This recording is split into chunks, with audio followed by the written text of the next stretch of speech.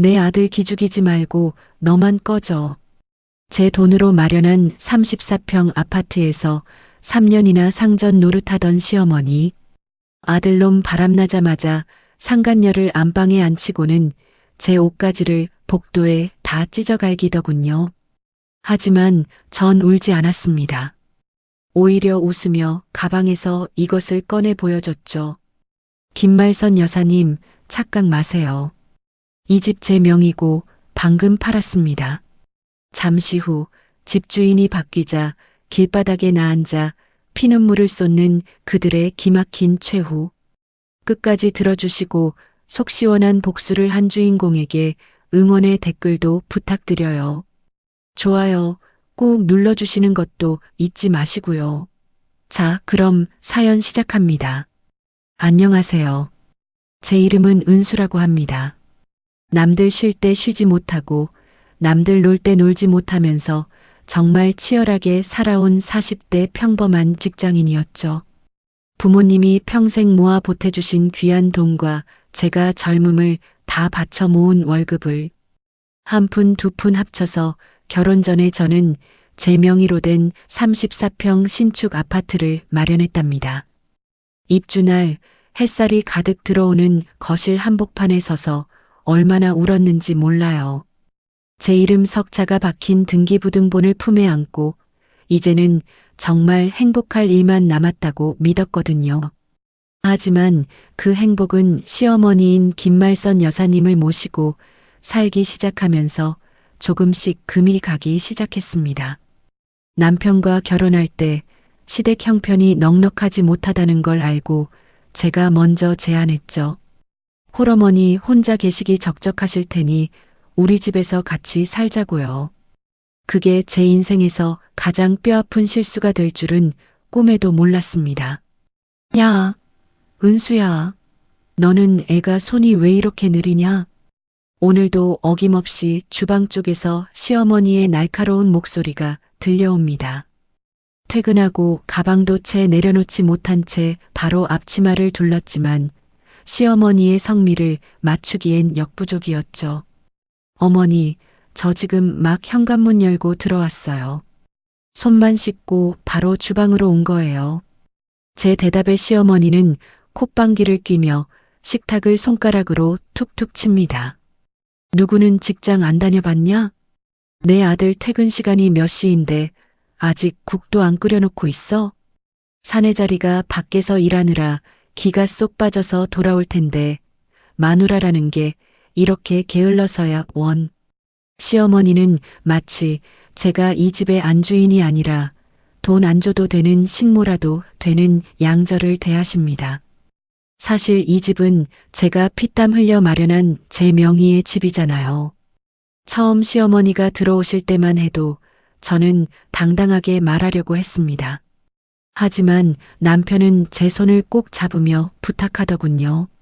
여보, 우리 엄마 자존심 강한 거 알잖아. 당신 명의인 거 알면 엄마가 이 집에서 마음 편히 못 계셔. 그러니까 당분간만 엄마 앞에서는 내가 해온 집인 것처럼 해주면 안 돼? 당신이 배려 좀 해줘. 그놈의 배려가 문제였습니다. 사랑하는 남편의 길을 살려주겠다는 생각에 저는 바보처럼 고개를 끄덕이고 말았죠. 그날 이후 시어머니는 이 집의 진짜 주인이 누군지도 모른 채 기고만장해지셨습니다. 은수야, 너 내가 분명히 말해두는데 밖에서 이 집 내 거라고 떠들고 다니지 마라. 어느 날 저녁 과일을 깎고 있는 저를 향해 시어머니가 엄하게 말씀하시더군요. 네, 제 집인데 왜 그러면 안 돼요? 제 물음에 시어머니는 눈을 치켜뜨며 혀를 쯧쯧 차셨습니다. 이 머리 나쁜 년. 사내 자식이 기센 마누라 밑에서 산다는 소문나면 사회생활 어떻게 하겠냐? 남편 기 죽이는 년이 제일 못난 년이야. 다 내 아들 위해서 하는 소리니까 밖에서는 준호가 능력 좋아서 해온 집이라고 해. 알겠니? 기가 막혔지만 그때는 그저 시어머니의 무식함이려니 하고 넘겼습니다. 남편도 옆에서 그저 눈치만 보며 사과를 아삭거리고 있었죠. 여보, 엄마 말이 다 당신 생각해서 하는 소리야. 우리 좋으라고 그러시는 거니까 그냥 알았다고 해. 남편의 그 무책임한 말 한마디가 제 가슴에 돌덩이를 얹어놓는 줄도 모르고 말입니다. 그날부터 저는 이 집에서 철저하게 손님이자 식모가 되었습니다. 시어머니는 안방을 차지하고 앉아 온갖 유세를 떨기 시작하셨죠. 아침이면 남편보다 먼저 일어나 아침상을 차려내야 했고, 퇴근 후에는 산더미처럼 쌓인 빨래와 설거지가 저를 기다리고 있었습니다. 어머니, 이 빨래는 어머니가 낮에 조금만 도와주시면 안 될까요? 제가 조심스럽게 건넨 말에 시어머니는 뒤로 넘어가듯 소리를 지르셨습니다. 어디서 시어머니를 부려 먹으려고 들어. 돈 몇 푼 벌어온다고 유세 떠는 거냐? 내 아들이 벌어다 주는 돈으로 이 좋은 집에서 살면 고마운 줄 알아야지. 너 같은 년을 며느리라고 들인 내가 죄인이다. 죄인이야. 그럴 때마다 남편은 제 편을 들어주기는커녕 슬그머니 방으로 들어가 버리곤 했습니다. 제 속은 시커멓게 타들어가는데 거실에서는 시어머니의 곡소리와 TV 소리만 요란하게 울려 퍼졌죠. 그러던 어느 날이었습니다. 환절기라 그런지 몸이 으슬으슬 춥고 가래가 끓기 시작하더군요. 회사에서도 하루 종일 머리가 깨질 듯 아파서 겨우 정신을 붙잡고 퇴근했습니다. 현관문을 열고 들어오는데 눈앞이 핑 돌 정도로 어지러웠죠. 신발도 겨우 벗고 거실로 들어가는데 시어머니는 소파에 누워 연속극을 보며 과자를 드시고 계셨습니다. 어머니, 저 오늘 몸이 너무 안 좋아서 먼저 좀 누울게요. 제 목소리가 갈라져서 나오는데도 시어머니는 눈길 한 번 주지 않으셨습니다. 야, 은수야. 지금 시간이 몇 시인데 눕긴 어디를 누워? 준호 올 시간 다 됐잖아. 저는 벽을 짚으며 간신히 대답했습니다. 죄송해요, 어머니. 진짜 열이 너무 많이 나서요. 오늘 저녁은 남편이랑 같이 배달이라도 시켜 드시면 안 될까요? 그 말이 떨어지기가 무섭게 시어머니가 소파에서 벌떡 일어나 제 앞으로 달려오셨습니다. 뭐라고? 배달? 너 지금 제정신이냐? 내 아들 평생 밖에서 고생하며 돈 벌어오는데 고작 마누라라는 게 몸 좀 아프다고 배달 음식을 먹여? 어디서 그런 못된 버릇을 배워왔어? 시어머니의 고함에 머리가 더 올렸습니다. 어머니, 정말 죽을 것 같아서 그래요. 저 지금 열이 39도가 넘어요. 하지만 시어머니는 제 이마에 손 한번 얹어보지 않고 오히려 제 어깨를 거칠게 밀치셨습니다. 엄살 부리지 마라. 나 젊을 때는 애 없고 밭일하면서도 시부모 삼시세끼 다 차려드렸다. 요즘 애들은 조금만 아파도 죽는 소리야. 어서 들어가서 쌀 씻고 고기 볶아라. 내 아들 오늘 중요한 회의 있다고 해서 기운 빠져서 올 텐데 따뜻한 국물은 있어야 할 거 아냐? 제 눈에서 뜨거운 눈물이 왈칵 쏟아졌습니다. 아픈 몸보다 더 아픈 건 내 집에서조차 마음 편히 아플 권리조차 없는 제 처지였습니다. 서러움이 목 끝까지 차올랐지만 주방으로 가라는 시어머니의 호통에 저는 힘없는 다리를 이끌고 가스레인지 앞에 섰습니다. 냄비 속에 국이 끓어오르는지 제 속이 끓어오르는지 알 수 없는 시간이었죠. 잠시 후 현관문이 열리고 남편이 들어왔습니다. 나왔어.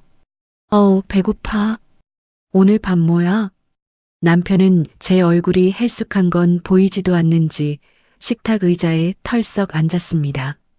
여보, 나 오늘 진짜 힘든데 당신이 국 좀 떠주면 안 돼? 제가 식탁을 짚으며 겨우 묻자 옆에서 지켜보던 시어머니가 가로막고 서셨습니다. 준호야, 너 앉아 있어라. 은수야, 너는 남편 퇴근했는데 인사도 안 하고 뭐 하는 거야?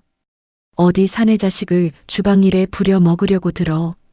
어서 국 떠오지 못해? 남편은 시어머니의 눈치를 보며 슬쩍 웃더군요. 여보, 엄마가 보고 계시잖아. 빨리 줘. 나 배고파 죽겠어. 그 순간 제 안에서 무언가 툭 하고 끊어지는 기분이 들었습니다. 열기로 뜨거운 제 손보다 더 차갑게 식어버린 건 바로 제 마음이었죠.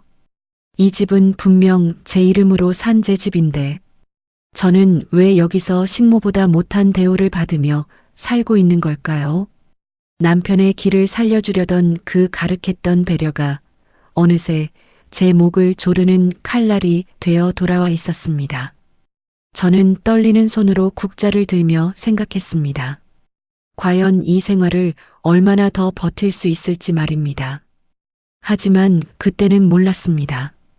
이 지독한 식모 생활보다 더 끔찍한 진실이 저를 기다리고 있다는 사실을요. 몸살 감기로 온몸이 두들겨 맞은 듯 아팠던 그날 밤 이후에도 제 일상은 달라진 것이 없었습니다.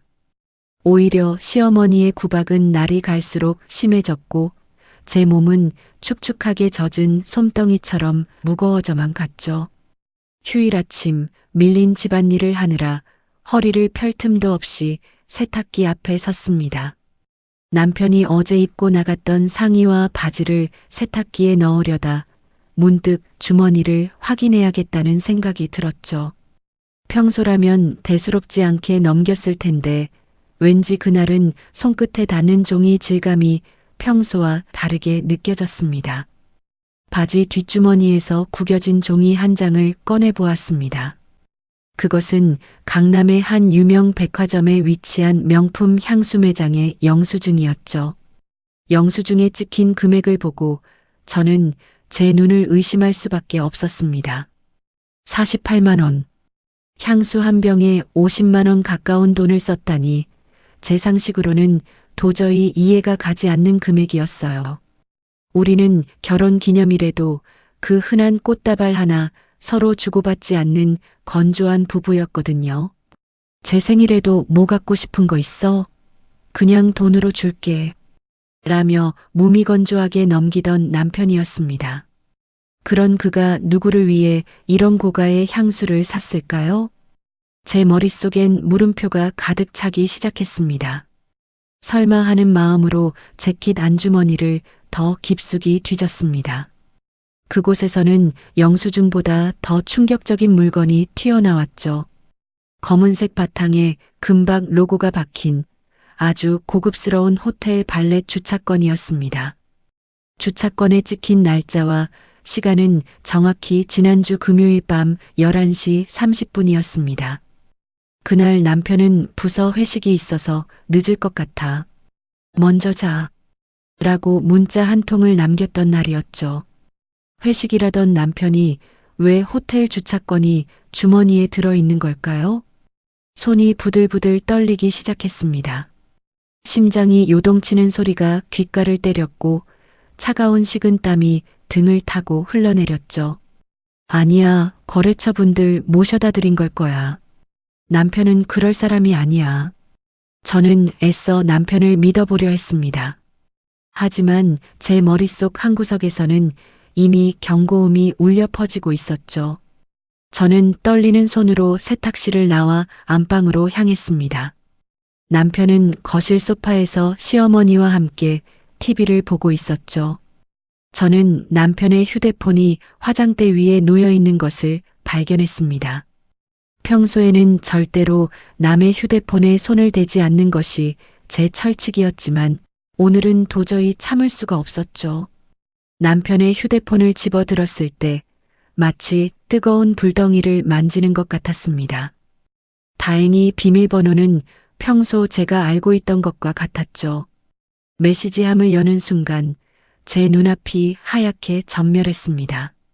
남편의 대화 목록 가장 상단에는 나의 아기 공주라는 낯 뜨거운 이름이 저장되어 있었습니다. 그 이름을 누르자 제가 상상조차 하지 못했던 적나라한 대화들이 쏟아져 나왔죠. 오빠 어제 사준 향수 냄새 너무 좋아. 4살 냄새랑 딱 맞는 것 같아. 우리 예쁜이가 좋아하니까 나도 기분 좋네. 다음엔 더 좋은 거 사줄게. 근데 오빠, 그 아줌마는 눈치 안 채? 걱정 마. 멍청해서 아무것도 몰라. 그냥 집에서 밥이나 하는 사람이야. 대화 내용을 읽어갈수록 제 온몸의 피가 거꾸로 솟는 기분이었습니다. 상간녀의 프로필 사진을 눌러보았습니다. 앳된 얼굴에 짙은 화장, 딱 봐도 남편보다 최소한 띠동갑은 더 어려 보이는 젊은 여자였죠. 남편은 그 어린 여자에게 우리 공주님 보러 가려고 회사에서 몰래 나왔어. 라며 온갖 아양을 떨고 있었습니다. 제가 아파서 쓰러져 있을 때도, 시어머니에게 구박받으며 국물을 뜨고 있을 때도 남편은 그 여자의 손을 잡고 호텔방에서 향수 냄새를 맡고 있었던 겁니다. 손가락이 너무 떨려서 휴대폰을 떨어뜨릴 뻔했습니다. 눈물이 차올라 앞이 보이지 않았지만 저는 입술을 깨물며 소리를 죽여 울었습니다. 은수야, 너 거기서 뭐하냐? 갑자기 뒤에서 들려온 시어머니의 목소리에 저는 화들짝 놀라 휴대폰을 제자리에 놓았습니다. 아, 남편 휴대폰에 불이 들어와서요. 누구 연락 왔나 봤어요. 제 목소리가 파르르 떨렸지만 시어머니는 눈치채지 못한 듯 혀를 찼습니다. 남의 전화를 왜 뒤져? 네가 그러니까 준호가 기가 죽어서 사는 거야. 마누라라는 게 의처증이라도 걸린 거냐? 어서 나와서 밥 준비해라. 밥상 차려야지. 시어머니는 저를 한심하다는 듯 쳐다보며 다시 거실로 갔습니다. 저는 거울 속에 비친 제 얼굴을 보았습니다. 눈은 충혈되어 있고 입술은 새파랗게 질린 채 경련을 일으키고 있었죠. 멍청해서 아무것도 모르는 아줌마. 남편의 그 말이 가시처럼 가슴에 박혀 빠지지 않았습니다. 잠시 후 남편이 부스스한 얼굴로 식탁 앞에 앉았습니다. 저는 아무 일도 없었던 것처럼 연기하며 어제 끓여둔 소고기 무국을 데워 올렸죠. 국그릇을 내려놓는 제 손이 미세하게 떨렸지만 남편은 제 얼굴을 쳐다보지도 않았습니다. 남편은 국물을 한 숟가락 뜨더니 인상을 확 찌푸리며 숟가락을 식탁에 탁 던졌습니다. 야, 국이 왜 이래? 이게 국이야, 맹물이야? 어제 먹던 거 또 데운 거야?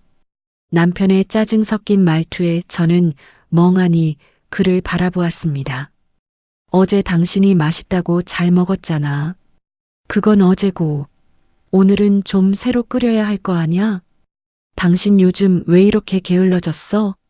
집에서 하는 일도 없으면서 밥 하나 제대로 못 차려? 남편의 뻔뻔한 태도에 헛웃음이 나왔습니다. 내가 하는 일이 없어? 나도 직장 다니고 당신 옷 빨고 당신 엄마 수발 다 들잖아. 야, 시끄러. 내가 번 돈으로 편하게 사는 주제에 말이 많아. 남편이 소리를 지르자 방에 있던 시어머니가 기다렸다는 거들었습니다. 그래, 준호 말이 맞다. 내 아들 밖에서 고생하는데 마누라라는 게 국 하나 제대로 못 끓여서 투정 부리게 해? 은수, 너 오늘따라 왜 이렇게 눈을 부릅뜨고 대드니? 서방 기 죽이는 게 취미야? 시어머니는 제 팔뚝을 찰싹 때리며 남편의 편을 들었습니다. 남편은 시어머니의 비호를 받으며 더욱 당당하게 저를 몰아세웠습니다. 됐어, 엄마. 이 사람 요즘 나를 무시하는 게 몸에 뱄어. 반찬 꼬락서니 하고는 나 입맛 버려서 못 먹겠으니까 나가서 사 먹을래. 그러더니 남편은 옷을 챙겨 입고는 현관문을 쾅 닫고 나가버렸습니다. 식탁 위에는 김이 모락모락 나는 무국과 남편이 내던진 숟가락만이 덩그러니 남았습니다. 저 꼴 좀 봐라, 저 꼴. 네가 오죽 못났으면 내 아들이 집밥을 마다하고 나가겠냐? 시어머니의 독설이 등 뒤에서 꽂혔지만 저는 아무 대답도 할 수 없었습니다. 제 손에는 아까 남편의 주머니에서 몰래 빼낸 호텔 발렛 주차권이 꽉 쥐어져 있었거든요. 이 종이 한 장이, 그리고 제가 본 그 추악한 대화들이 앞으로 제 인생을 어떻게 바꿔놓을지. 저는 차가운 식탁 앞에 앉아 떨리는 숨을 내뱉었습니다. 남편이 현관문을 쾅 닫고 나가버린 뒤 집안에는 무거운 정적만 감돌았습니다. 저는 식탁 앞에 앉아 남편이 내던진 숟가락을 한참이나 내려다보았죠. 가슴속에서는 불덩이가 치밀어 올랐지만 이상하게 눈물조차 나오지 않았습니다. 너무나 큰 충격을 받으면 오히려 정신이 더 또렷해진다는 말을 그제야 실감할 수 있었어요. 저는 아무 말 없이 식탁을 치우고 안방으로 들어와 침대에 몸을 뉘었습니다. 하지만 잠이 올 리가 없었죠. 어두운 방 안에서 천장을 바라보며 남편의 휴대폰 속 그 추악한 대화들을 하나하나 곱씹었습니다. 그러다 거실 쪽에서 조심스러운 발소리와 함께 현관문이 열리는 소리가 들렸습니다. 남편이 다시 돌아온 모양이었죠. 저는 본능적으로 눈을 감고 잠든 척을 했습니다. 지금 저 뻔뻔한 얼굴을 마주하면 제 입에서 무슨 말이 튀어나올지 저조차 알 수 없었거든요. 잠시 후 거실에서 낮게 속삭이는 목소리가 들려왔습니다. 시어머니와 남편이 대화를 나누는 소리였죠. 방문 너머로 새어나오는 그들의 대화는 평소보다 훨씬 더 은밀하고 조심스러웠습니다. 저는 귀를 쫑긋 세우고 숨을 죽였습니다. 벽 너머로 들려오는 그들의 목소리는 제 심장을 갈기갈기 찢어놓기에 충분했죠. 준호야, 너 아까 나간 사이에 그년이 내 핸드폰 뒤지는 것 같더라. 시어머니 김말선 여사의 쇳소리 섞인 목소리가 들렸습니다. 뭐? 은수가 내 폰을 봤다고? 엄마, 확실해? 남편의 목소리에는 당혹감이 서려 있었습니다. 확실하고 말고. 내가 안방 들어갔더니 아주 혼이 빠져서 서 있더라고. 그러니까 내가 뭐라 그랬냐? 얼른 정리하라고 했지? 시어머니는 오히려 남편을 다그치고 있었습니다. 저는 이불 밑에서 주먹을 꽉 쥐었습니다. 시어머니는 이미 모든 것을 알고 있었던 겁니다. 제 남편이 바람을 피우고 있다는 사실을, 그 상대가 누구인지까지 전부 다 말이죠. 정리하긴 뭘 정리해. 나도 그러고 싶은데 제가 순순히 물러날 것 같지가 않아서 그렇지. 남편의 한숨 섞인 말에 시어머니가 혀를 찢찢 차는 소리가 들렸습니다. 이 바보 같은 놈아. 너는 그 기드센 년이 무섭냐? 어차피 이 집 사람들이 너 명의로 되어 있는지 아는 거 아니야? 사람들 앞에서는 네가 해온 집이라고 소문 다 났는데 뭐가 걱정이야? 그년 쫓아내고 그 젊고 참아내드려라. 내 아들 기죽이며 사는 저런 여편네보다는 내 말 잘 듣는 그 애가 100번 1000번 낫지. 시어머니의 말에 제 온몸에 소름이 돋았습니다. 이 집이 제 명이라는 걸 알면서도 사람들 눈이 무서워서 제가 아무 말 못할 거라는 걸 악용하고 있었던 겁니다. 엄마, 아기 공주도 빨리 결혼하고 싶어 해. 나보고 언제까지 기다려야 하냐고 보채는데 나도 미치겠어. 남편의 징징거리는 소리에 시어머니는 오히려 반색을 하며 목소리를 높였습니다. 그래, 그럼 더 잘 됐네. 애도 빨리 낳아야지. 저 나이 꽉 찬 년은 애 소식도 없는데 젊은 애가 들어오면 집안 분위기도 살고 얼마나 좋겠냐? 이 집은 어차피 내 거나 다름없어. 명의가 누구든 간에 우리가 주인 노릇하면 그만인 거야. 네가 큰 소리치며 나가라고 하면 저까짓게 갈 데가 어디 있다고 버티겠냐? 시어머니의 계획은 아주 구체적이고 잔인했습니다. 저를 이 집에서 식모처럼 부려먹다가 이제는 새 며느리를 들이기 위해 쓰레기처럼 내다 버릴 궁리를 하고 있었던 거죠. 근데 엄마, 은수가 위자료니 뭐니 따지고 들면 골치 아파져. 남편이 걱정스러운 듯 묻자 시어머니는 비웃음 섞인 어조로 대답했습니다. 위자료는 무슨 얼어 죽을 위자료. 네가 바람 피운 거 들키지만 않으면 돼. 오히려 사내 자식 기 죽여서 밖으로 돌게 만든 게 그년 죄라고 떵떵거리면 그만이야. 내가 법은 잘 모르지만 조강지처가 남편 기 죽이면 그게 유책 배우자 아니겠냐? 우리가 먼저 큰 소리 치면서 짐 다 내던지고 몸만 나가게 만들자고. 그러면 그 독한 년도 창피해서라도 도망치듯 나갈 거다. 벽 너머로 들려오는 두 사람의 웃음소리가 마치 악마의 웃음소리처럼 들렸습니다. 제가 3년 동안 이 집에서 헌신하며 모신 결과가 고작 이것이었나요? 남편은 시어머니의 부추김에 힘을 얻은 듯 자신만만한 목소리로 말했습니다. 알았어, 엄마. 나도 이제 은수 그 딱딱한 얼굴 보는 거 지긋지긋해. 우리 공주님은 웃을 때 얼마나 예쁜데. 조금만 기다려봐. 내가 적당한 구실 만들어서 당장 짐 싸게 만들 테니까. 그래, 내 아들. 그래야 내 아들이지. 너 새장가 들 준비나 해라. 이 집 안방에 그 예쁜 애 앉혀놓고 나도 이제 시어머니 대접 좀 제대로 받아보자. 두 사람의 대화는 한참 동안이나 이어졌습니다. 상간녀가 얼마나 싹싹한지, 나중에 아이를 낳으면 이름을 무엇으로 지을지까지 도란도란 이야기를 나누더군요. 제 명의의 집, 제 침대 바로 옆 거실에서 말입니다. 저는 어둠 속에서 입술을 피가 나도록 깨물었습니다. 소리를 내어 울고 싶었지만 지금 울면 모든 것이 끝날 것 같아 억지로 참아냈죠. 배신감에 온몸이 부르르 떨렸고 심장이 타들어가는 것 같은 통증이 느껴졌습니다. 나를 식모로 부려먹은 것도 모자라 이제는 내 집을 차지하고 나를 길바닥으로 내쫓으려 하다니. 세상에 어떻게 이런 인간들이 있을 수 있을까요?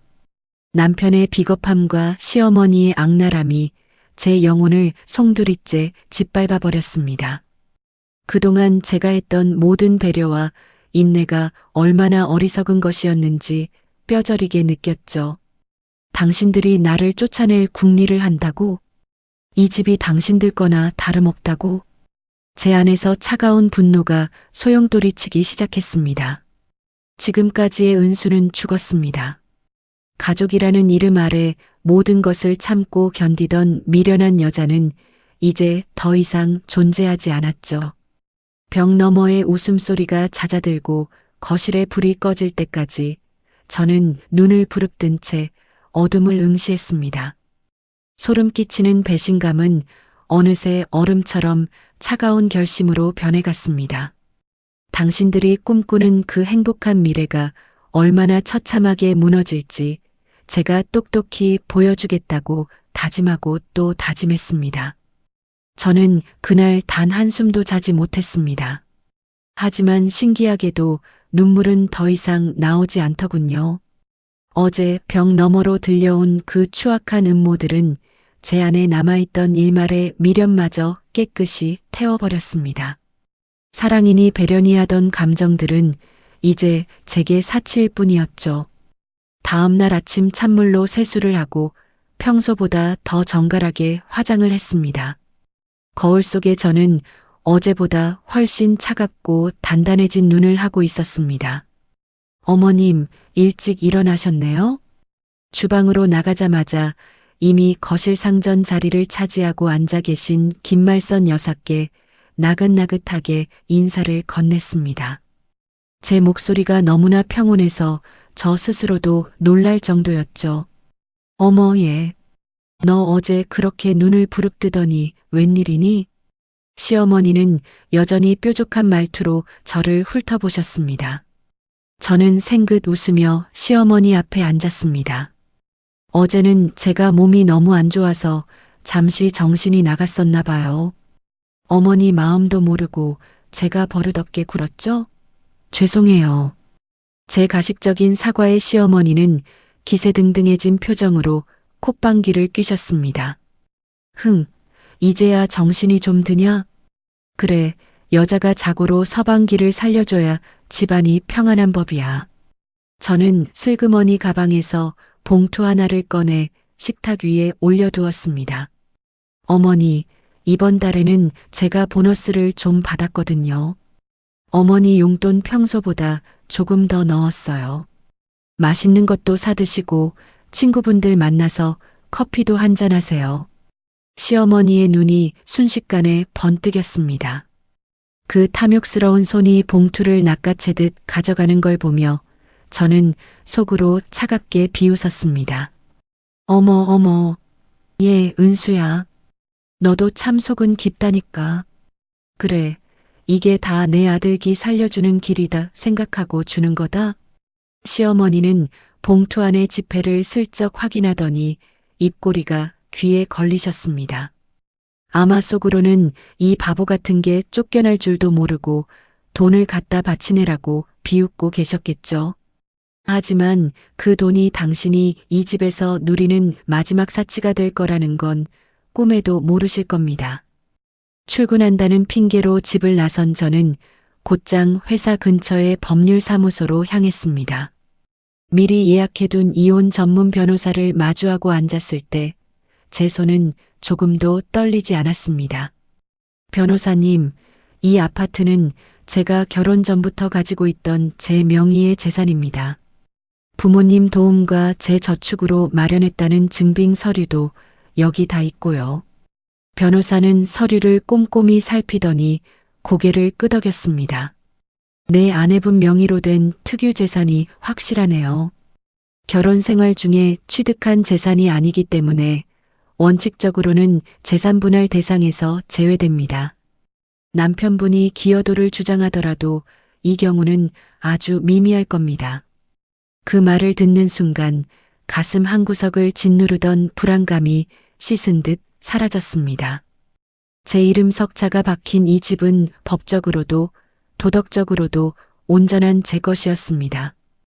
그리고 변호사님, 남편의 외도 증거도 있습니다.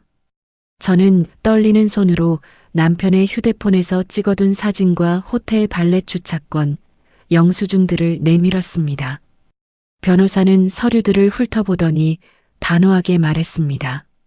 이 정도면 유책 배우자 확정이네요.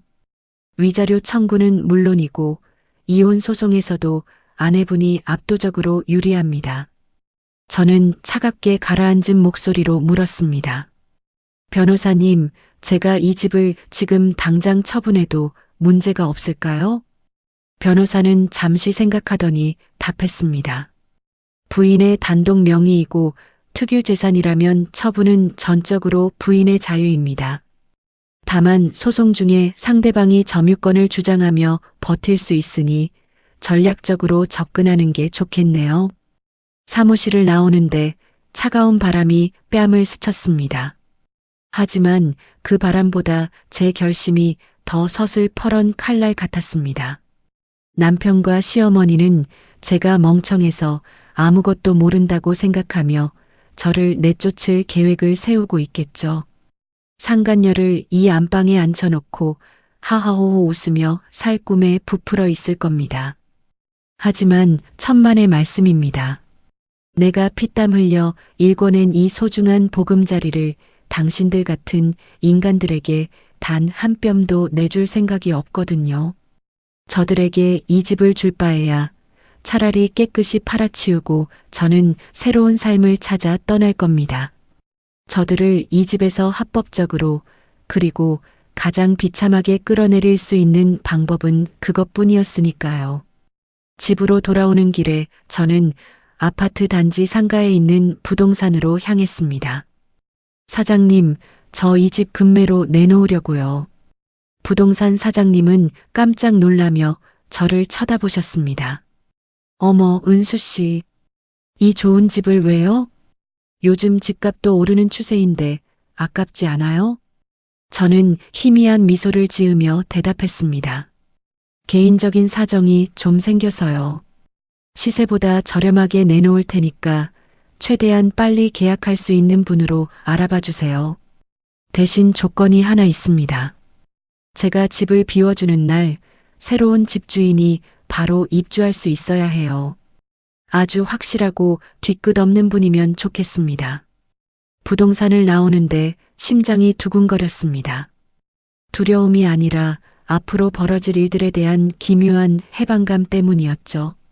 집에 도착하자 현관 앞에서 시어머니의 웃음소리가 들려왔습니다. 아마 제가 준 용돈으로 무엇을 살지 남편과 통화라도 하고 계신 모양이었습니다. 그래, 준호야. 은수 그년이 오늘 웬일로 돈 봉투를 두둑하게 주더라. 쫓겨나기 전에 마지막으로 효도라도 하는 건지 원. 문 밖으로 새어나오는 그 소리를 들으며 저는 천천히 도어록 번호를 눌렀습니다. 그래요, 어머니. 많이 웃어두세요. 그 웃음소리가 곡소리로 변할 날이 머지 않았으니까요. 저는 가방 속에 든 변호사의 명함과 부동산 접수 확인서를 소중하게 움켜쥐었습니다. 이제 눈물은 끝났습니다. 오직 얼음처럼 차가운 복수만이 남았을 뿐입니다. 저는 다시 한번 가면을 고쳐 쓰고 그 추악한 속을 안으로 당당하게 발을 들였습니다. 본격적인 사냥은 이제부터 시작이었습니다. 남편과 시어머니가 집을 비우는 날만을 손꼽아 기다렸습니다. 다행히 시어머니는 친구들과 온천 여행을 가셨고 남편은 주말 출근이라며 그 공주님을 만나러 나갔죠. 텅 빈 거실에 혼자 남은 저는 깊은 숨을 들이마셨습니다. 지금이 아니면 기회가 없다는 생각에 곧장 부동산 사장님께 연락을 드렸습니다. 사장님, 저번에 말씀드린 집 보여드릴 수 있어요.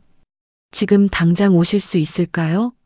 제 목소리는 차분했지만 심장은 터질 듯이 뛰고 있었습니다.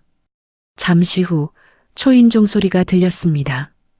부동산 사장님과 함께 나타난 남자를 보는 순간 저도 모르게 마른 침을 삼켰습니다. 검은 가죽 재킷에 짧게 깎은 머리, 그리고 왼쪽 눈가에 옅은 흉터까지. 한눈에 봐도 범상치 않은 인상의 사나이가 서 있었거든요. 부동산 사장님이 조심스럽게 입을 뗐습니다. 은수 씨, 이분이 아까 말씀드린 매수자 강 사장님이에요. 인상은 좀 무거워 보이셔도 아주 확실하신 분이라 제가 모셔왔어요. 강 사장이라는 남자는 집안을 쓱 훑어보더니 저를 향해 짧게 목례를 했습니다. 안녕하십니까? 강태식이라고 합니다. 갑작스럽게 방문해서 신뢰가 많습니다. 인상과는 다르게 목소리는 아주 낮고 정중했습니다. 그는 거실 벽지부터 베란다, 배수구까지 꼼꼼하게 살피기 시작했습니다. 집 관리가 아주 잘 되어 있군요. 집주인의 성격이 보이는 것 같습니다. 그의 칭찬에도 저는 마음을 놓을 수 없었습니다.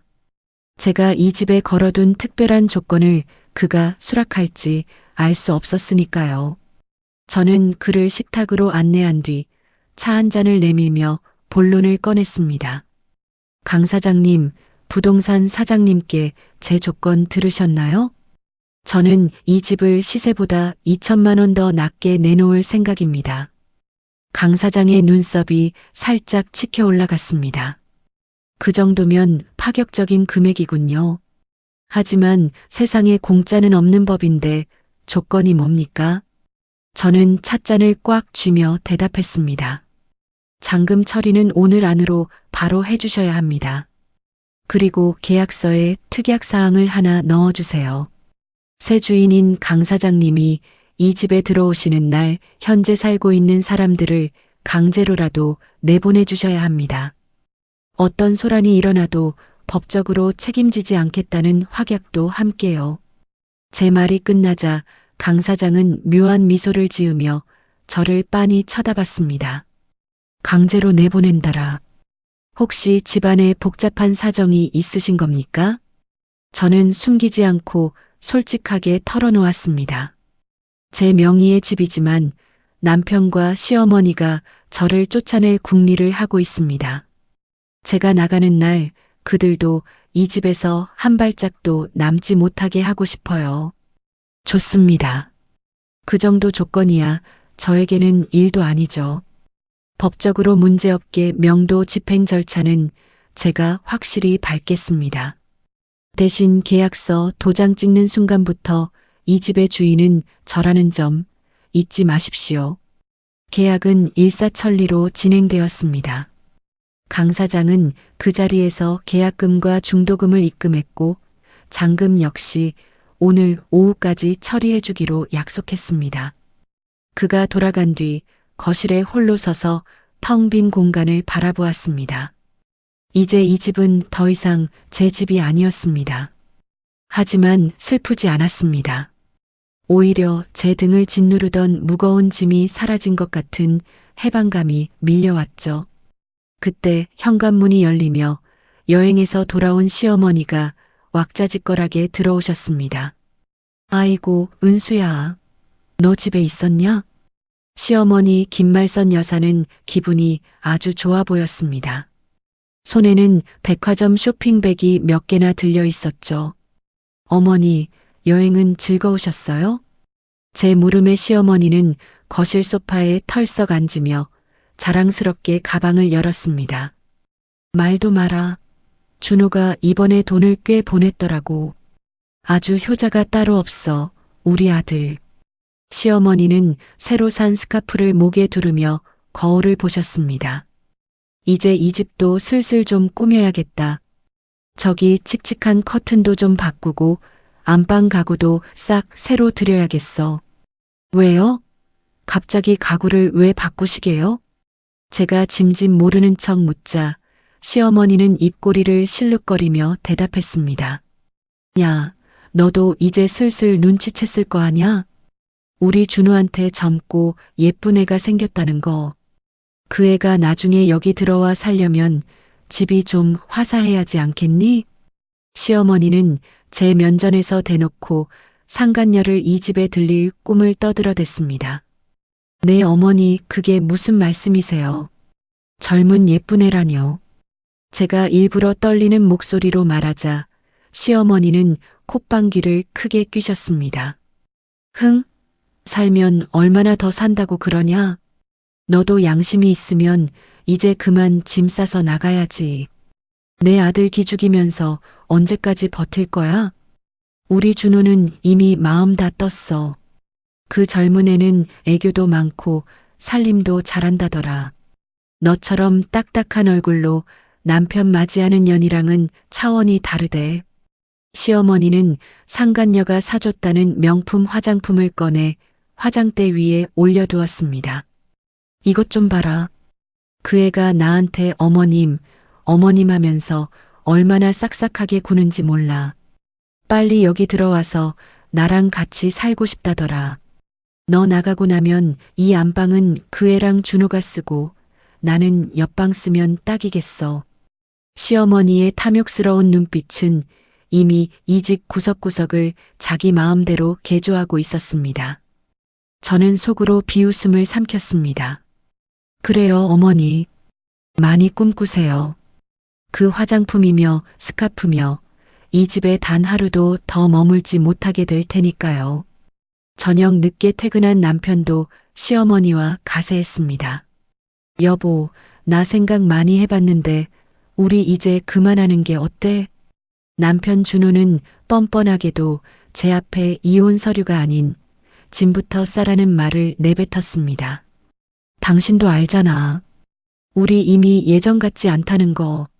엄마도 당신 때문에 스트레스 많이 받으시고 내가 위자료로 조금 챙겨줄 테니까 일단 친정으로 좀 가 있어. 남편의 비겁한 눈동자가 흔들리는 것을 저는 똑똑히 지켜보았습니다. 당신 정말 나한테 미안하지도 않아? 제 물음에 남편은 짜증 섞인 투로 대답했습니다. 미안할 게 뭐 있어. 사랑이 변하는 게 죄야. 그리고 이 집 사람들 다 내가 해온 집인 줄 알아. 당신이 명예 내세워서 버티면 당신만 망신당하는 거야. 좋은 말로 할 때 알아서 나가. 시어머니와 남편의 조롱 섞인 협박을 들으면서도 저는 아무 대꾸도 하지 않았습니다. 그저 가방 안에 들어있는 집 매매 계약서를 조용히 어루만졌을 뿐입니다. 저들은 지금 상간녀와 함께할 장밋빛 미래를 설계하느라 정신이 없었습니다.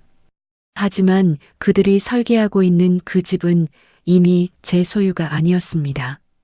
이제 곧 이 집의 진짜 주인이 나타날 것이고 그때가 되면 저들의 오만한 자신감이 어떻게 무너질지 상상하는 것만으로도 소름 끼치도록 짜릿했습니다.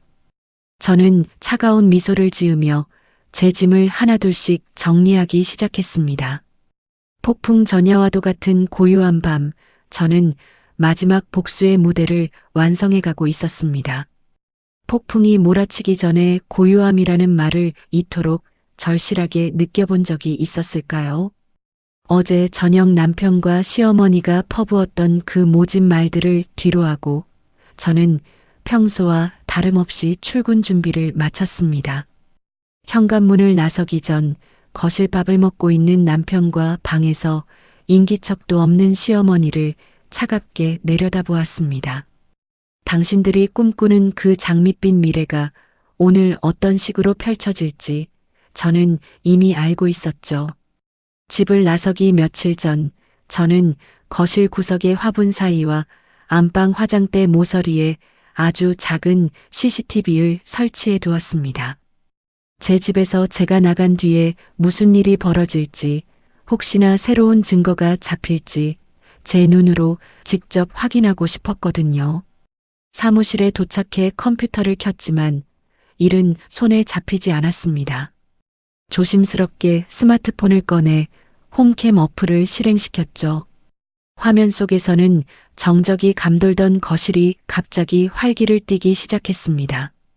오전 10시가 조금 넘은 시각, 시어머니 김말선 여사가 한껏 들뜬 표정으로 현관문을 열더군요. 그 뒤를 따라 들어오는 건 사진으로만 봤던 그 띠동갑 연하의 상간녀였습니다. 어머님, 집이 정말 너무 예뻐요.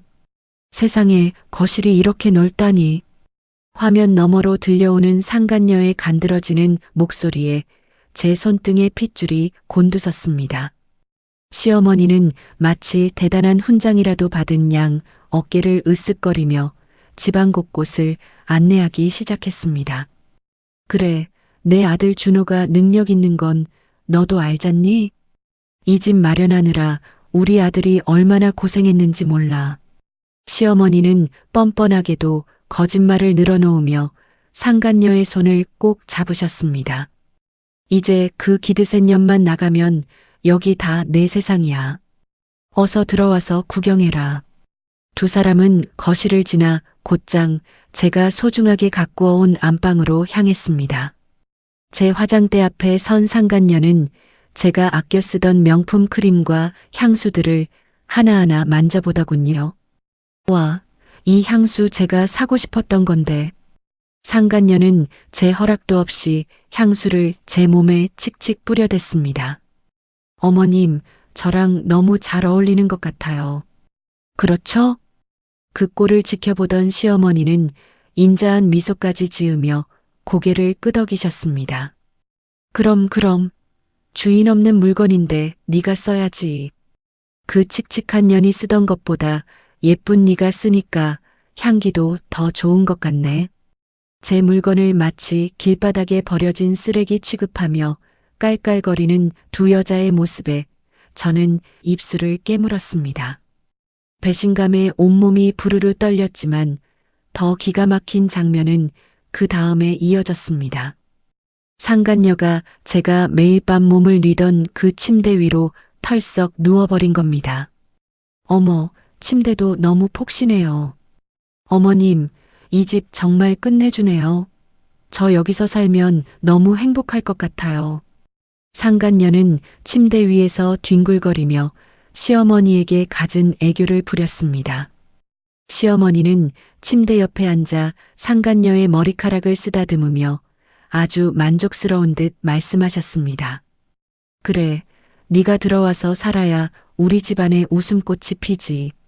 준호도 너랑 살 생각에 벌써부터 싱글벙글하단다. 이제 그 독한 년짐 다 내던져버리고 어서 같이 살자꾸나. 화면 속의 시어머니는 제가 지난 3년간 보아온 모습 중 가장 행복해 보였습니다. 제가 아픈 날에도 밥상을 차리라며 호통치던 그 서슬퍼런 시어머니가 아니었습니다. 남의 집 안방을 침범한 저 어린 여자에게는 한없이 너그러운 할머니의 표정을 짓고 계셨죠. 상간녀는 한술 더 떠서 장롱문을 벌컥 열더니 제 옷들을 하나하나 살펴보며 비웃기 시작했습니다. 어머님, 옷 취향 좀 보세요. 진짜 촌스럽다. 이런 건 다 헌옷 수거함에 던져버려야겠어요. 응, 내 말이 맞다. 다 버리고 우리 예쁜 며느리 새 옷으로 꽉꽉 채워야지. 두 여자의 대화는 점점 더 가관이었습니다. 안방을 어떻게 리모델링할지, 제 화장대를 어디로 치우고 자기 가구를 들릴지 신이 나서 떠들어댔죠. 사무실 책상을 꽉 쥔 제 손이 하얗게 질렸습니다. 당장이라도 집으로 달려가 그 여자의 머리채를 잡고 끌어내고 싶은 충동이 밀물처럼 밀려왔습니다. 내 피땀 어린 노력으로 일궈낸 이 공간이 저런 추악한 인간들에게 난도질 당하고 있다는 사실이 믿기지 않았습니다. 하지만 저는 눈을 감고 깊은 심호흡을 하며 분노를 다스렸습니다. 그래, 마음껏 누려라. 지금 그 웃음이 내 인생의 마지막 호사일 테니까. 저는 스마트폰 화면 속에 두 여자를 뚫어지게 응시하며 차갑게 뇌까렸습니다. 제 침대에 누워 행복해하는 저 여자가 잠시 후 어떤 지옥을 맛보게 될지 상상하니 오히려 입가에 비릿한 미소가 번졌습니다. 그때 거실로 나간 두 사람이 식탁에 앉아 차를 마시는 모습이 보였습니다. 상간녀는 시어머니가 내놓은 제 비싼 찻잔 세트를 보며 눈을 반짝였습니다. 어머님, 저 이 찻잔 너무 예뻐요. 저 주시면 안 돼요? 시어머니는 조금의 망설임도 없이 대답하시더군요. 그럼 그게 다 누구 건데. 이제 네 거나 다름없어. 가지고 싶으면 다 가져라. 내 아들 마누라 자리가 내 건데 그깟 찻잔이 문제겠니? 시어머니의 그 관대함이 저에게는 단 한 번도 향한 적 없었다는 사실이 다시금 가슴을 찔렀습니다. 3년 동안 이 집안의 식모이자 돈줄로 살았던 제 삶이 너무나 허망하게 느껴지는 순간이었죠. 저는 화면을 끄고 조용히 창밖을 바라보았습니다. 심장 박동은 여전히 빨랐지만 머릿속은 얼음물처럼 차갑게 식어 있었습니다.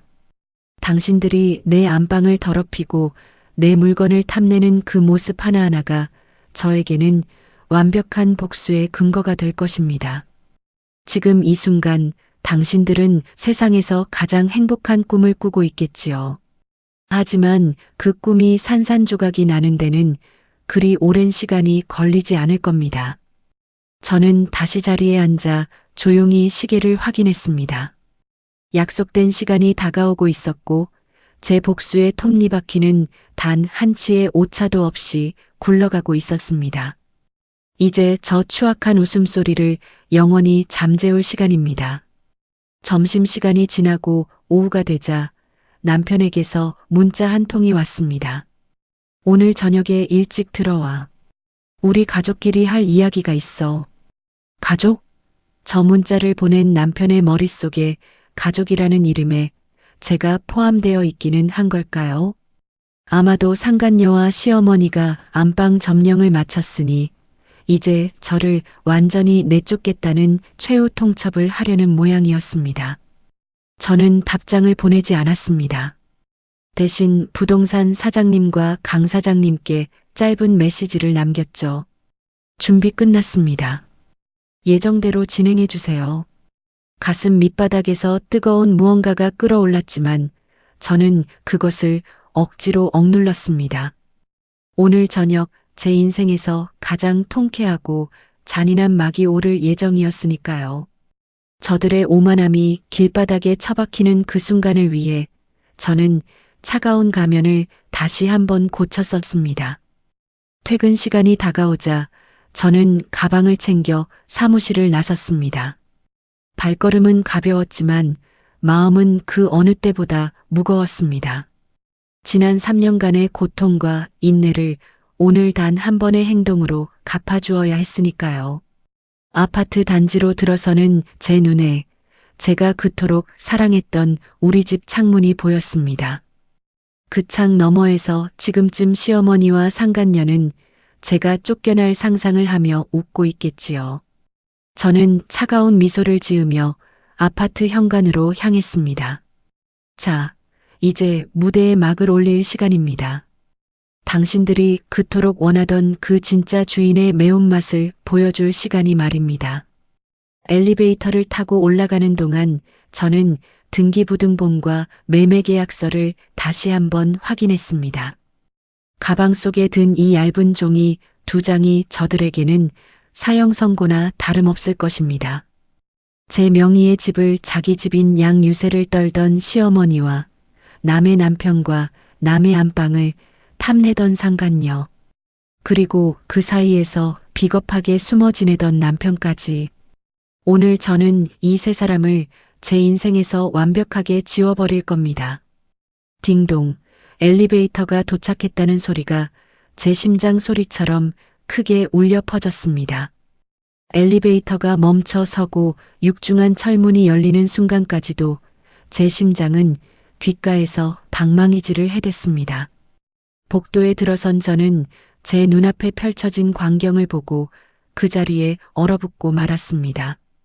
저희 집 현관문 앞 복도 바닥에 알록달록한 천 조각들이 쓰레기처럼 널브러져 있었거든요. 가까이 다가가 보니 그것은 제가 아끼던 원피스였고 지난 겨울 큰맘 먹고 장만했던 코트들이었습니다. 누군가 가위로 난도질이라도 한 듯 소매가 잘려나가고 등판이 찢긴 채 차가운 타일 바닥 위에 팽개쳐져 있었습니다. 세상에, 이게 다 뭐야? 제 입술이 파르르 떨렸습니다. 피땀 흘려번 돈으로 나를 위해 선물했던 소중한 옷들이었습니다. 내 집 문턱도 넘지 못한 채 복도 한복판에서 난도질 당한 제 분신들을 보니 가슴 밑바닥에서 뜨거운 것이 울컥 치밀어 올랐습니다. 저는 떨리는 손으로 도어록 번호를 눌렀습니다. 삐비빅 경쾌한 기계음이 오늘따라 잔인하게 들리더군요. 현관문을 열고 들어서자마자 코끝을 찌르는 건 제가 평소에 쓰지 않던 낯선 향수 냄새였습니다. 거실로 들어서니 마치 저를 기다리고 있었다는 듯 세 사람이 소파에 나란히 앉아 저를 노려보고 있었습니다. 상전처럼 가운데에 앉은 시어머니 김말선 여사, 그 옆에서 비겁하게 고개를 숙이고 있는 남편, 그리고 남편의 팔짱을 낀 채 당당하게 저를 비웃고 있는 그 상간녀까지 말입니다. 어머, 이제 오셨어요? 상간녀가 먼저 입을 열어 가식적인 웃음을 흘렸습니다. 그 여자는 제가 아침까지 입고 나갈까 고민했던 실크 홈웨어를 걸치고 제 집 소파에 깊숙이 몸을 파묻고 있었습니다. 이게 다 무슨 짓이니? 제가 잘게 찢긴 옷가지들이 널브러진 복도를 가리키며 묻자 시어머니가 기다렸다는 듯 소파에서 벌떡 일어났습니다. 무슨 짓이긴, 니년죄를 네가 알라고 내가 본보기를 좀 보여준 거다. 시어머니는 제 앞으로 성큼성큼 다가와 삿대질을 해댔습니다. 내 아들 바람나게 만든 게 다 네 죄라는 걸 아직도 모르겠냐? 오죽 네가 집에서 남편 기를 죽이고 딱딱하게 굴었으면 저렇게 착한 애한테 우리 아들이 마음을 줬겠어. 기가 막혀 헛웃음이 나왔습니다. 어머니, 지금 제 남편이 바람을 피웠는데 제 탓을 하시는 거예요?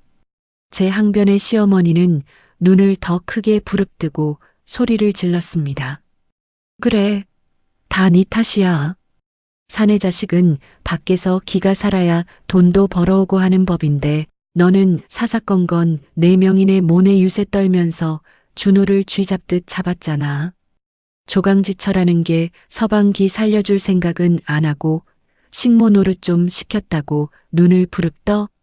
너 같은 년은 우리 집안에 있을 자격이 없어. 시어머니의 목소리가 거실 가득 쩌렁쩌렁하게 울려 퍼졌습니다. 저는 시선을 돌려 남편을 바라보았습니다. 여보, 당신도 지금 어머니랑 똑같은 생각이야? 남편은 제 시선을 피하며 상간녀의 손을 더 꽉 잡더군요. 은수야, 나도 참을 만큼 참았어. 당신이랑 살면서 나 숨이 막혀 죽는 줄 알았다고.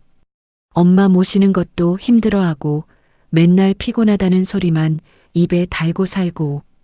나 이 사람 만나면서 처음으로 내가 살아있다는 걸 느꼈어. 우리 이제 그만하자. 남편의 입에서 나온 그만하자는 말은 제 가슴을 날카로운 칼로 도려내는 것 같았습니다. 바람을 피운 건 본인인데 마치 제가 큰 잘못이라도 저지른 사람처럼 몰아세우는 그 뻔뻔함에 피가 거꾸로 솟았습니다. 그때 제 홈웨어를 입고 있던 상간녀가 간드러지는 목소리로 거들었습니다. 아줌마, 사랑은 변하는 거잖아요.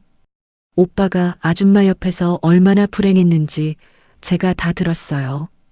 이제 그만 오빠 놔주세요. 이 집도 오빠가 해온 거나 다름없다면서요? 어머님도 저랑 같이 사는 게 훨씬 편하시대요. 그 여자는 제 안방에서 제가 쓰는 화장품으로 화장한 얼굴을 들이밀며 제 속을 뒤집어 놓았습니다. 시어머니는 회심의 미소를 지으며 방 구석에 놓여있던 제 캐리어를 발로 툭 찼습니다. 야, 길게 말할 것 없다.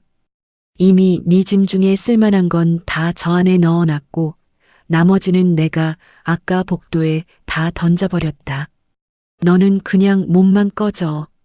내 아들 기죽이지 말고 당장 이 집에서 나가란 말이야. 저는 믿기지 않는 표정으로 시어머니를 보았습니다. 어머니, 이 집 제 명의예요. 제가 왜 나가야 하는데요? 제 말에 시어머니는 기다렸다는 듯 비웃음을 흘렸습니다. 내 명예? 그게 뭐가 중요해? 내 아들 기 살려주려고 네가 해온 집이잖아. 그럼 아들 집이지? 사람들 다 그렇게 알고 있고 우리 아들이 3년 동안 관리비며 생활비며 다 보탰는데 법적으로 따지면 우리 아들 집이지. 어디서 말 같지도 않은 소리를 하고 있어. 너같이 서방기 죽이는 유책 배우자는 몸만 나가는 게 법이다. 이년아. 어디서 감히 내 아들 앞길 막으려고 버티고 있어? 너 지금 안 나가면 내가 무단 침입으로 신고할 줄 알아. 남편은 시어머니의 기세에 눌린 척하면서도 은근슬쩍 저를 현관 쪽으로 밀어냈습니다. 여보, 엄마 더 화나게 하지 말고 일단 좀 나가 있어. 당신이 계속 여기 있으면 나도 불편하고 이 사람도 힘들어. 나중에 변호사 통해서 정리할 테니까 오늘은 그냥 가. 저는 제 어깨를 밀어내는 남편의 손길이 오물이라도 되는 양 털어냈습니다. 당신들 정말 제정신 아니구나. 제 목소리는 이제 분노를 넘어 차가운 냉기가 서려 있었습니다. 하지만 시어머니는 제가 겁을 먹었다고 생각했는지 더욱 기고만장해졌습니다. 뭐, 제정신이 아니라고? 인연이 끝까지 말대답이야. 시어머니는 상간녀가 건네준 물컵을 제 얼굴에 끼얹었습니다. 차가운 물이 얼굴을 타고 흘러내려 옷을 적셨습니다. 상간녀가 말리는 척하며 너무 심한 거 아니세요? 라고 말은 했지만 입가에는 비릿한 미소를 띠고 있었습니다. 시어머니는 젖은 제 얼굴을 보며 고소하다는 듯 웃었습니다. 심하긴 뭐가 심해. 내 아들 가슴에 대못 박은 년한테는 이 정도도 과분하다. 어서 안 나가? 경찰 부르기 전에 빨리 꺼지란 말이야. 거실벽에 걸린 시계는 저녁 7시를 가리키고 있었습니다. 제가 이 수모를 당하는 동안 저들은 승리감에 취해 축제라도 벌이는 분위기였습니다. 남편의 외도 사실을 당당하게 밝히고 오히려 저를 집에서 내쫓으려는 이 추악한 가족들. 내 집, 내 가구, 내 공기까지 저들에게 난도질당하고 있다는 사실이 소름 끼치게 싫었습니다. 하지만 저는 눈물을 흘리지 않았습니다. 지금 저들에게 보여줄 눈물은 다 단 한 방울도 남지 않았거든요. 시어머니는 제 손에 들려있던 핸드백을 강제로 빼앗아 현관 밖으로 내던졌습니다. 야, 짐 싸놓은 거 들고 당장 꺼져. 내 아들기 살려서 새 장가 보낼 테니까 너는 어디 가서 빌어먹든 말든 마음대로 해. 복도로 떠밀려 나온 저는 닫힌 현관문을 멍하니 바라보았습니다. 안쪽에서는 도어록이 잠기는 소리가 들렸고 이어 세 사람의 웃음소리가 새어나왔습니다. 어머님, 저 잘했죠? 상간녀의 교태 섞인 목소리에 시어머니의 호탕한 웃음소리가 섞였습니다. 그래, 그래. 우리 예쁜 새아가 고생 많았다. 준호야, 너도 이제 속이 다 시원하지? 응, 엄마. 이제야 좀 살 것 같아. 벽 너머로 들려오는 그들의 대화는 인간의 탈을 쓴 악마들의 속삭임 같았습니다. 바닥에 흩어진 찢긴 옷가지들과 물에 젖은 제 몰골. 지나가는 이웃이라도 볼까봐 창피할 법도 했지만 제 마음은 이상하리만큼 차분해졌습니다. 저는 젖은 얼굴을 손등으로 대충 닦아냈습니다. 그리고 바닥에 던져진 제 가방을 주워들었습니다. 가방 안에는 제가 오늘을 위해 준비한 비장의 무기가 들어있었습니다. 시어머니와 남편은 제가 이대로 길바닥에 나앉아 통곡할 거라고 믿고 있겠지요. 상간녀는 제 안방 침대에 누워 승리의 단잠을 꿈꾸고 있을 겁니다. 하지만 당신들이 잊고 있는 사실이 하나 있습니다. 이 집의 주인은 처음부터 저였고 주인 허락 없이 남의 집에 발을 들인 침입자가 누구인지 말입니다. 저는 가방 속 깊숙이 넣어둔 서류 봉투를 꽉 움켜쥐었습니다. 복도 끝에서 차가운 밤바람이 불어왔지만 제 심장만큼은 복수의 열기로 뜨겁게 타오르고 있었습니다. 이제 얼마 안 남았습니다. 이제 곧 당신들이 보게 될 풍경이 어떤 것일지 저는 벌써부터 기대가 됩니다. 내 아들 기죽이지 말고 꺼지라고요? 저는 닫힌 문을 향해 나직하게 은조렸습니다. 어머니, 기는 제가 죽이는 게 아니라 어머니가 직접 죽이시게 될 거예요. 저는 찢어진 옷가지들을 하나하나 정성스럽게 캐리어에 담았습니다. 비록 지금은 초라하게 쫓겨나는 모습이지만 상황은 완전히 역전될 것입니다. 저는 마지막으로 현관문을 노려본 뒤 천천히 엘리베이터로 향했습니다. 제 복수의 시계가 째깍거리며 마지막 카운트다운을 외치고 있었습니다. 저는 차가운 미소를 지으며 아파트 로비로 내려갔습니다. 거기에는 저와 함께 이 연극의 대미를 장식해줄 아주 특별한 손님이 기다리고 있었으니까요. 이제 곧 이 아파트 단지는 그 누구도 상상하지 못한 곡소리로 가득 차게 될 것입니다. 저는 천천히 숨을 고르며 밤 공기를 들이마셨습니다. 마지막 승자는 울고 있는 사람이 아니라 끝까지 웃는 사람이 될 것입니다. 그리고 그 승자는 분명히 제가 될 것이라고 확신했습니다. 복수는 이제 막 그 서막을 올렸습니다. 저들의 오만한 웃음소리가 비명으로 변하는 그 찰나를 위해 저는 어둠 속에서 조용히 기다리기로 했습니다. 시간이 얼마나 지났을까요? 저는 현관문 앞에 서서 초인종을 눌렀습니다. 딩동, 딩동. 끊임없이 울려 퍼지는 초인종 소리에 안쪽에서 짜증 섞인 목소리가 들려왔습니다. 야, 인연이 진짜 미쳤나? 곱게 나갈 것이지 어디서 감히 문을 두드려. 현관문이 거칠게 열리며 시어머니 김말선 여사가 얼굴을 들이밀었습니다. 뒤이어 남편과 상간녀도 무슨 일인가 싶어 현관 쪽으로 다가왔죠. 시어머니는 저를 보자마자 다시 한번 삿대질을 하려고 손을 치켜들었습니다. 저는 그 손을 가볍게 피하며 가방에서 꺼낸 서류 봉투를 시어머니의 얼굴 앞으로 들이밀었습니다. 김말선 여사님, 눈이 있으면 이 서류 보고 말씀하시죠?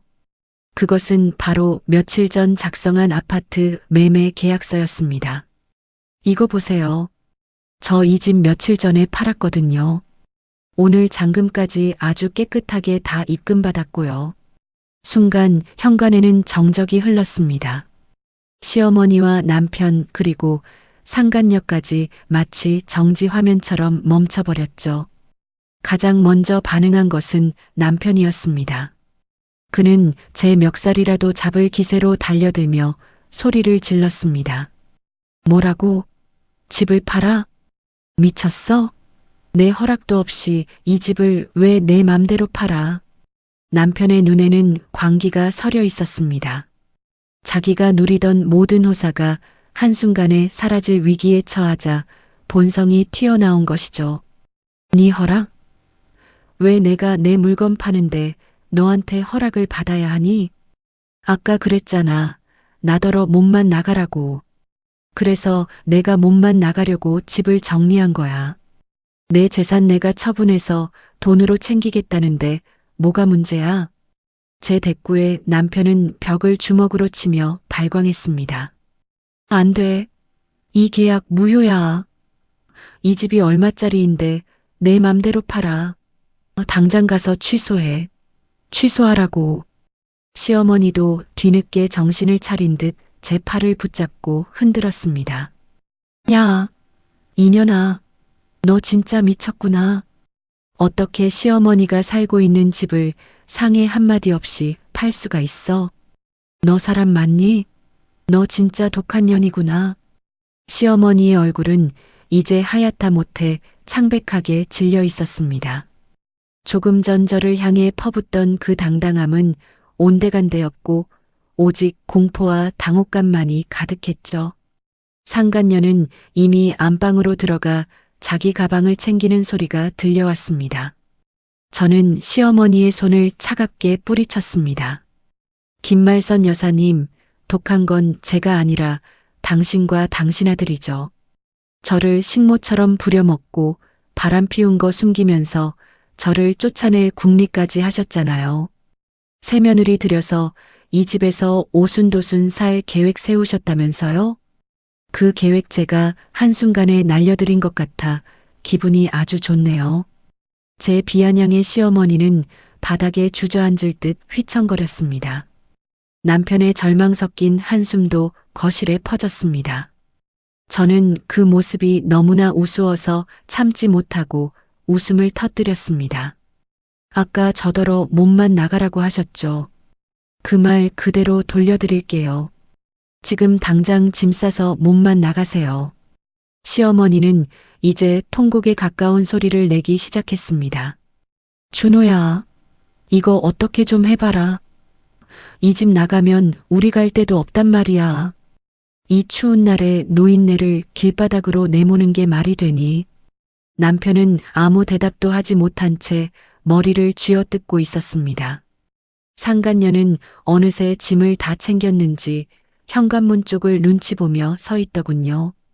그녀의 얼굴에서는 조금 전에 여유로운 웃음은 눈 씻고 찾아볼 수 없었습니다. 저는 그들의 추태를 지켜보며 현관 밖으로 한 걸음 물러섰습니다. 김말선 여사님, 저보고 결혼 생활 내내 사내 자식 기죽이지 말라고 하셨죠? 이제 아드님 기 좀 팍팍 살려주세요.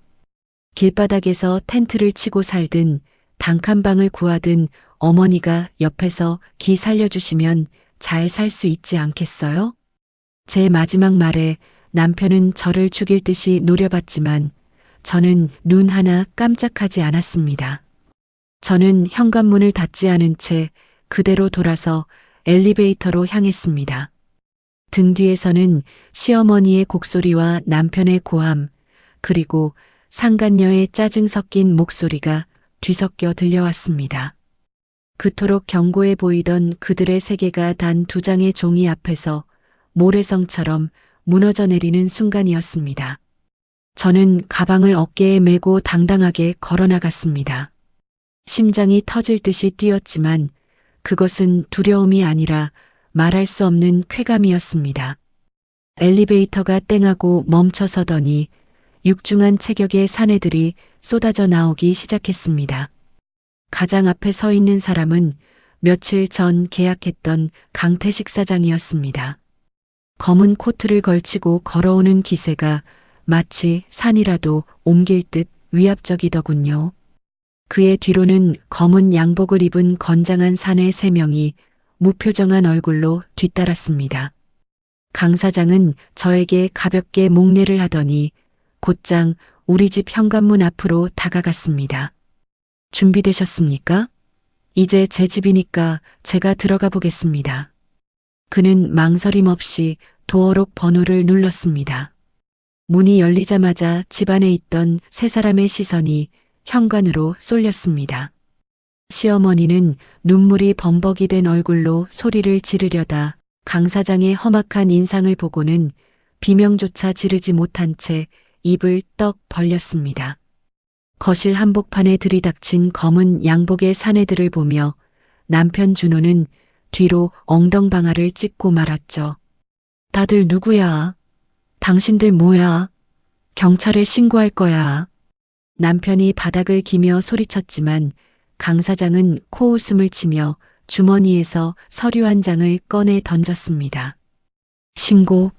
신고는 내가 해야지. 강 사장은 남편의 코앞까지 다가가 허리를 숙였습니다. 나는 오늘 이 집 잔금 다 치르고 등기까지 넘겨받은 새 주인 강태식이라고 하오. 그런데 이 밤중에 남의 집 거실에 앉아서 뭐 하는 거죠? 누구쇼? 남의 집에서 안 나가고. 강 사장의 굵고 낮은 목소리가 거실 벽을 울렸습니다. 남편은 벌벌 떨며 제 쪽을 쳐다보았지만 저는 문가에 기대어 그 광경을 차갑게 지켜볼 뿐이었습니다. 은수야, 저기, 이 사람 좀 말려봐. 남편의 비굴한 목소리에 저는 어깨를 으쓱해 보였습니다. 내가 말릴 이유가 있니? 이제 이 집 주인은 저분이신데. 아까 나한테 몸만 나가라고 할 때는 언제고 이제 와서 나를 찾니? 시어머니는 강 사장의 험상궂은 부하들이 거실 가구들을 하나씩 옮기기 시작하자 바닥을 치며 통곡했습니다. 아이고, 사람 살려. 이 무식한 놈들이 남의 살림을 다 망가뜨리네. 어디서 노인네 있는 집에 이렇게 무례하게 굴어. 시어머니의 악다구니에도 강 사장은 눈 하나 깜짝하지 않았습니다. 오히려 손목시계를 툭툭 치며 차갑게 으름장을 놓았죠. 할머니, 좋은 말로 할 때 짐 들고 나가쇼. 내가 전직 형사라 법은 좀 아는데 지금 당신들이 하는 건 무단 침입이요. 계속 버티면 내가 진짜 경찰 불러서 수갑 채워 보내드릴까? 아, 저기 안방에 숨어있는 아가씨도 빨리 나오지. 강 사장의 부하가 안방 문을 벌컥 열자 상간녀가 비명을 지르며 튀어나왔습니다. 그녀는 이미 엉망진창이 된 몰골로 자기 명품 가방들을 챙기기에 바빴습니다. 남편 준호는 강 사장의 위압적인 기세에 눌려 제대로 일어서지도 못한 채 벌벌 떨고 있었습니다. 문전박대당하며 길바닥으로 내쫓기던 제 처지가 1시간 만에 완벽하게 역전된 것입니다. 저는 거실 한복판에서 떨고 있는 3사람을 향해 다가갔습니다. 당신들이 그랬지? 내 아들 기 죽이지 말고 나가라고. 자, 이제 저분들 앞에서 당신 아들 기 좀 한번 살려보시지 그래요? 어머니 아들이 그렇게 대단한 사람이라면서요? 제 비아냥의 시어머니는 입만 뻥긋거릴 뿐 아무 말도 하지 못했습니다. 남편은 그저 제 발치를 내려다보며 미안해. 내가 잘못했어. 라는 말만 반복하며 떨고 있었죠. 강 사장은 귀찮다는 듯 부하들에게 손짓했습니다. 뭐해? 짐 다 밖으로 빼. 주인 허락 없이 남의 집 점거하고 있는 인간들도 다 끌어내고 검은 양복의 사내들이 남편과 시어머니의 팔을 붙잡아 일으켰습니다. 아, 내 팔. 이거 나. 시어머니의 비명소리가 아파트 복도까지 울려 퍼졌습니다. 남편은 저항할 엄두도 내지 못한 채 사내들에게 질질 끌려 현관 쪽으로 밀려났습니다. 상간녀는 이미 제 살 길을 찾겠다는 듯 그들을 버려두고 복도 끝으로 도망치듯 달려가더군요.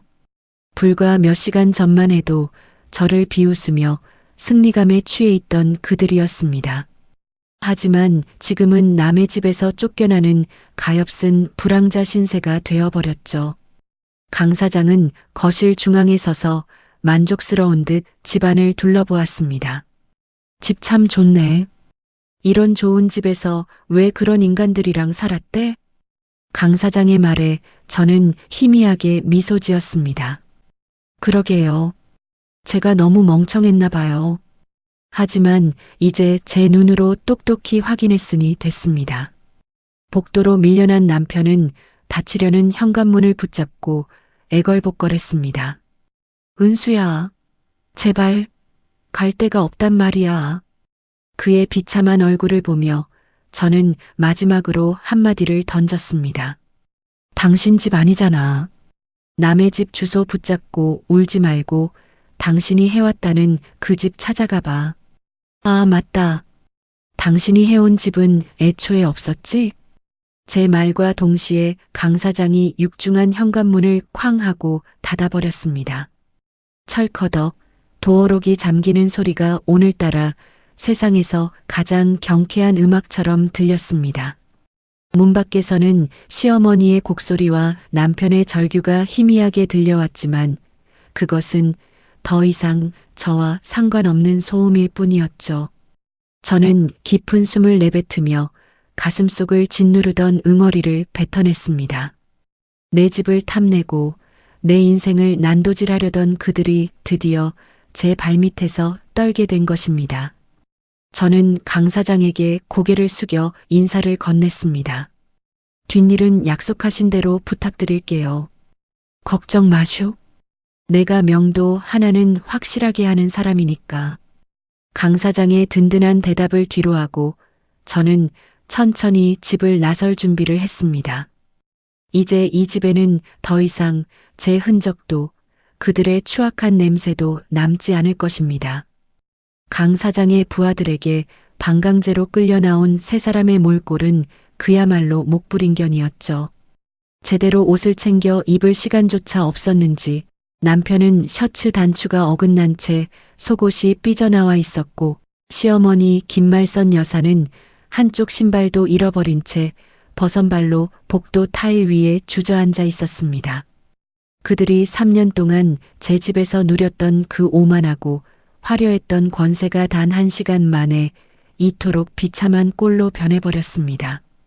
저는 아주 여유롭게 한 걸음 한 걸음 그들을 향해 다가갔습니다.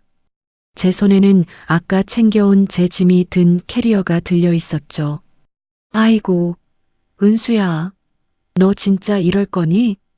우리를 이 꼴로 내쫓고 네가 사람이야? 시어머니는 바닥을 치며 제 바짓가랑이를 붙잡으려 손을 뻗었습니다. 저는 우아하게 한 걸음 뒤로 물러나 그 손길을 피했습니다. 김말선 여사님, 아까 저한테 그러셨잖아요. 몸만 꺼지라고요. 제가 어머니 가르침대로 딱 몸이랑 제 집만 챙겨서 나오는 중인데 뭐가 불만이세요? 시어머니는 대답 대신 바닥에 머리를 찌우며 통곡하기 시작했습니다. 아이고, 내 팔자야. 평생 아들 하나 믿고 살았는데 이 독한 년한테 걸려서 길바닥에서 죽게 생겼네. 동네 사람들, 이것 좀 보세요. 며느리가 시어머니를 알몸으로 내쫓아요. 시어머니의 고함 소리에 옆집, 앞집 문들이 하나둘 열리기 시작했습니다. 평소 시어머니가 우리 아들이 해온 집이다라며 유세를 떨던 이웃들이 하나둘 복도로 고개를 내밀었죠. 하지만 그들의 눈빛에는 동정심이라곤 눈 씻고 찾아볼 수 없었습니다. 오히려 혀를 쯧쯧하며 비웃음 섞인 속삭임이 들려왔습니다. 쯧쯧, 저 할머니 평생 아들 자랑하더니 결국 쫓겨나는 모양이네. 아까 보니까 젊은 여자까지 데리고 들어오던데 바람 피우다 들통난 거 아냐? 세상에 며느리 명의 집에서 저렇게 당당하게 유세를 떨었다니 진짜 무섭다. 이웃들의 냉담한 반응에 시어머니의 통곡은 더욱 처절해졌습니다. 하지만 그 소리는 더 이상 위협적이지도 가련하지도 않았습니다. 그저 길바닥에 핀 추악한 통곡의 꽃처럼 무의미하게 흩어질 뿐이었죠. 저는 고개를 숙이고 부들부들 떨고 있는 남편 앞에 섰습니다. 남편은 차마 고개를 들지 못한 채 제 발끝만 보고 있었습니다. 은수야, 내가 미쳤었나 봐. 한 번만 용서해주면 안 될까? 나 진짜 갈 데가 없어. 저는 가방 안쪽 주머니에서 미리 준비해둔 하얀 서류 봉투를 꺼냈습니다. 그리고 그것을 남편의 가슴팍에 툭 던졌습니다. 이게 뭐야? 남편이 떨리는 손으로 봉투를 열어 내용물을 확인했습니다. 이혼소장이라는 네 글자가 선명하게 박힌 서류를 보자 남편의 눈동자가 갈 곳을 잃고 흔들렸습니다. 이혼소장이야. 당신 외도 증거, 호텔 영수증, 그리고 어머니랑 나 내쫓으려고 모의했던 대화 녹음까지 싹 다 들어있어. 위자료는 물론이고 당신이 그동안 내 돈 빼돌려서 저 여자한테 사준 명품들까지 다 환수할 생각이야. 법정에서 보자고. 남편은 서류를 손에 쥔 채 망연자실한 표정으로 주저앉았습니다. 은수야, 제발. 나 회사 잘리면 끝장이야. 부탁이야. 한 번만 살려줘. 저는 비웃음을 날리며 캐리어를 끌고 엘리베이터 쪽으로 향했습니다. 살려달라고? 당신들이 나 아파서 쓰러져 있을 때 밥 차리라고 소리 지르던 건 잊었니? 내가 3년 동안 식모처럼 일할 때 당신들은 내 안방에서 웃고 있었잖아. 이제 당신들이 그 대가를 치를 차례야. 엘리베이터가 도착했다는 경쾌한 벨소리가 들렸습니다. 저는 엘리베이터에 오르기 전 마지막으로 그들을 돌아보았습니다. 시어머니는 여전히 복도 바닥을 기며 울고 있었고 남편은 이혼소장을 품에 안고 멍하니 저를 보고 있었습니다. 어머니, 아들 기 살려주신다더니 이제 길바닥에서 기 좀 실컷 살려보세요. 아드님이 능력이 좋으니 금방 다시 집 사주시겠죠? 저는 차가운 미소를 남긴 채 엘리베이터 문을 닫았습니다.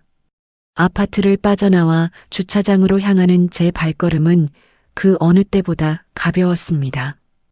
밤 공기가 무척이나 상쾌해서 가슴속이 뻥 뚫리는 기분이었죠. 저는 미리 예약해둔 새보금자리로 향하기 위해 차에 시동을 걸었습니다. 내비게이션에 찍힌 목적지는 한강이 내려다 보이는 신축 오피스텔이었습니다. 이 집을 금매로 팔면서 남은 잔금과 그동안 모아둔 제 비자금으로 마련한 오직 저만을 위한 공간이었죠. 1시간쯤 달렸을까요? 새로운 오피스텔에 도착해 도어록을 열고 안으로 들어섰습니다. 창밖으로는 화려한 서울의 밤 풍경과 함께 한강의 물결이 은은하게 빛나고 있었습니다. 누군가의 눈치를 볼 필요도 없고 누군가의 밥상을 차려야 한다는 강박도 없는 완벽한 고요함. 저는 통창 앞에 서서 한참 동안 그 아름다운 야경을 바라보았습니다.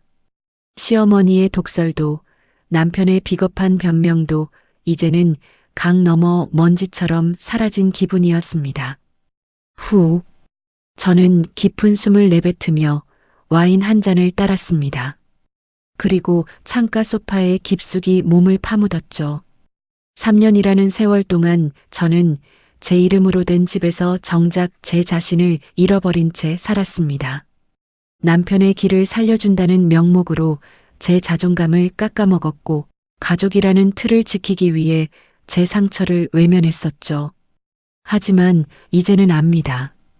진정한 행복은 나를 갉아먹는 관계를 끊어낼 용기에서 시작된다는 것을요. 스마트폰을 확인하니 남편과 시어머니에게서 수십 통의 부재중 전화와 메시지가 와 있었습니다. 여보, 나 지금 길바닥이야. 엄마가 쓰러지셨어. 제발 와주면 안 돼? 은수야, 내가 잘못했다. 한 번만 문 열어줘. 제발. 저는 조금의 망설임도 없이 그들의 번호를 차단 목록에 올렸습니다. 그리고 휴대폰 전원을 완전히 꺼버렸죠.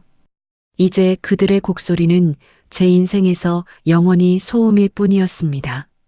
한강의 야경이 제 눈동자에 가득 찼습니다. 내일 아침이면 저는 이 눈부신 풍경을 보며 잠에서 깨어나겠죠. 누구의 아내도 누구의 며느리도 아닌 오직 이은수라는 한 사람으로 말입니다. 저는 와인 잔을 가볍게 흔들며 혼잣말을 중얼거렸습니다. 그래, 이제야 진짜 내 삶을 살겠네. 입가에 번지는 미소는 그 어느 때보다 단단하고 아름다웠습니다. 길바닥에 핀 통곡의 꽃은 이미 시들어 사라졌고 제 마음속에는 오직 저만을 위한 새로운 꽃이 피어나고 있었습니다. 통쾌하고도 고요한 제 인생의 진짜 첫 번째 장이 그렇게 시작되고 있었습니다. 남의 집 안방을 넘보고 헌신한 아내를 쓰레기처럼 버린 인간들의 최후 어떠셨나요?